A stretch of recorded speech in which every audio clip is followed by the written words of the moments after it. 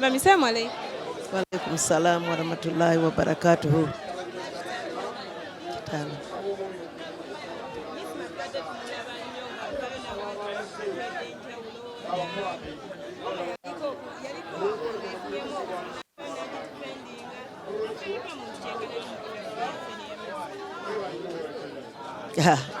Ndesimana wentandikira kuuma amene kugundi ku Isma abadde mukwano gwange era kati wenjogerera tubadde mu kushootinga film yajja nangamba njagala ku actinga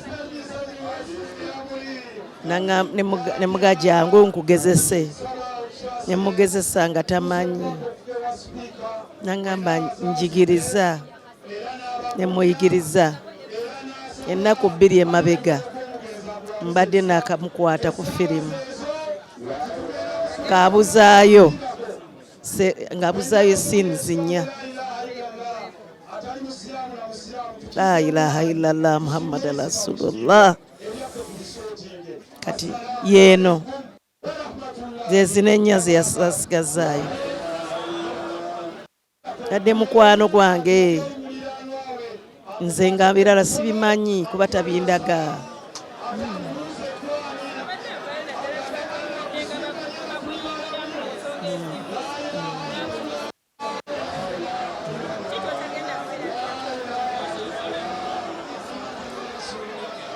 Njijukirako yagambako nti agenda kumpasa ndinga okyali muto netusigala nga tuli bamukwano twasigala nga tuli bamukwano era yensonga lwaki nagamba kazanye yaŋŋamba nti singa nzanya mu firimu nompayo akatundu nenfa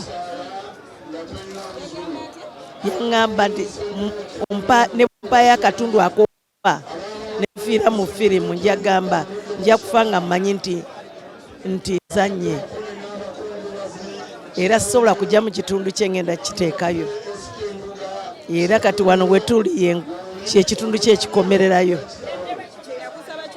kyengenderera okukola nawulidde azanye firimu afiiridde mu firimu yaŋŋambiramu yennyini sinnagifulumya naye mpulira nfa kuba naku 2 emabega abadde yakamaliriza ebitundu bye ebinene.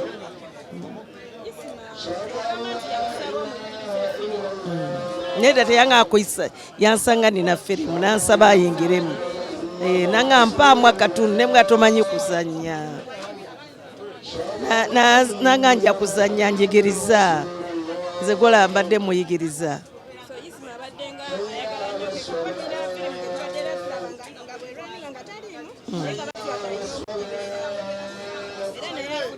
Abadde ayagala nnyo okuzanya nnyo yaŋŋamba njagala okuzanya ne bwompa akatundu ak'okufa kati keekano